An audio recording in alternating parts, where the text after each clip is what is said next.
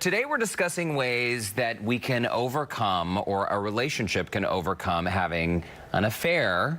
This is something that nobody wants to talk about, and this is something that nobody wants to have happen to them either, right? Absolutely. But the truth is 70% of people that this happens to do stay together.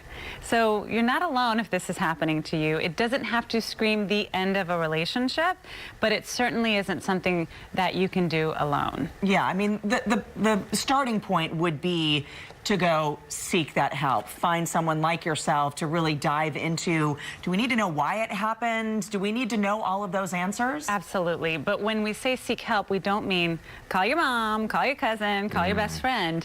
Because while that is your first inclination, you know, something that often happens is that they will not be able to move on even if you as a couple have decided that you can with help. And you burden them. They worry about you. They love you.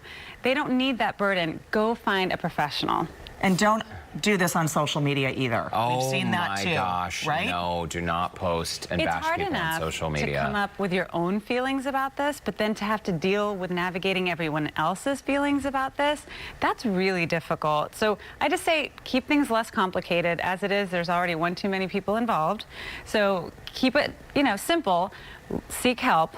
Don't tell everybody all the details, because it can actually be very traumatizing for the people who they didn't go through this and they're not moving through it. They can be worried about this happening again. If you tell your kids, you tell your adult kids, these are all things that you need help navigating this, and a licensed marriage and family therapist has that special training to be able to help couples through it. I think this is such good advice. It really is, and I think that the one issue that comes to mind here is trust.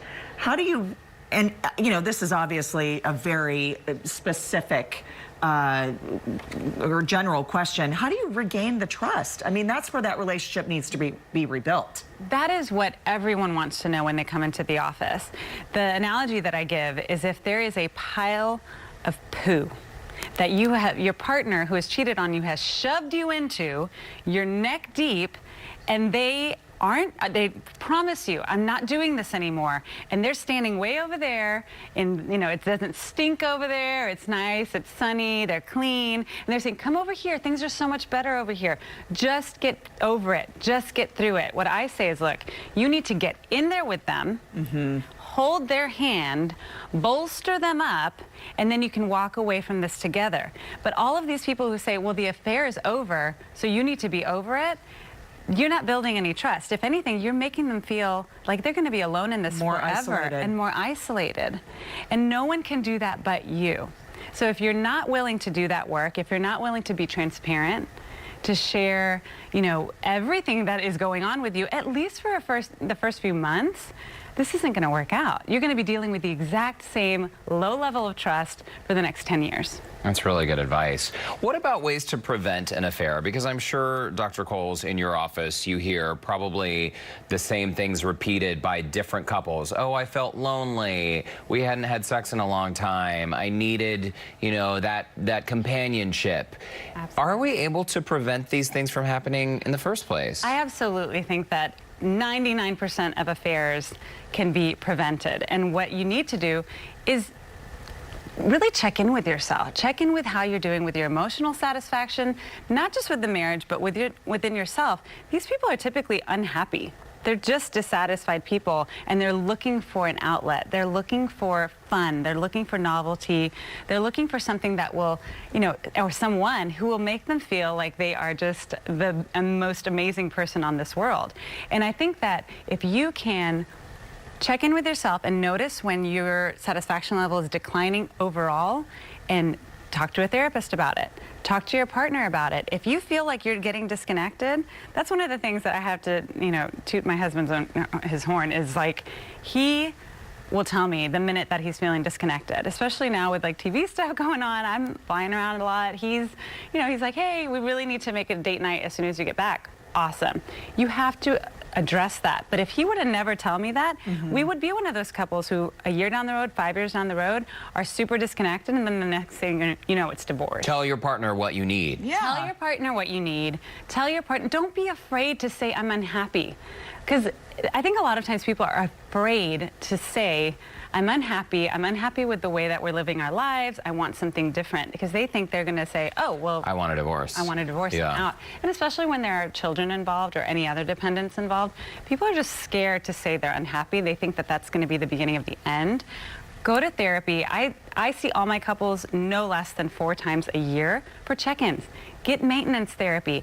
That way, if there is anything on the horizon, you'll be ahead of it. Right, and absolutely understand that there are going to be good days and bad days. This isn't going to be sort of, you know, turning the page of a chapter. This happened and we're over it. There are going to be good days and bad days. And it is a struggle.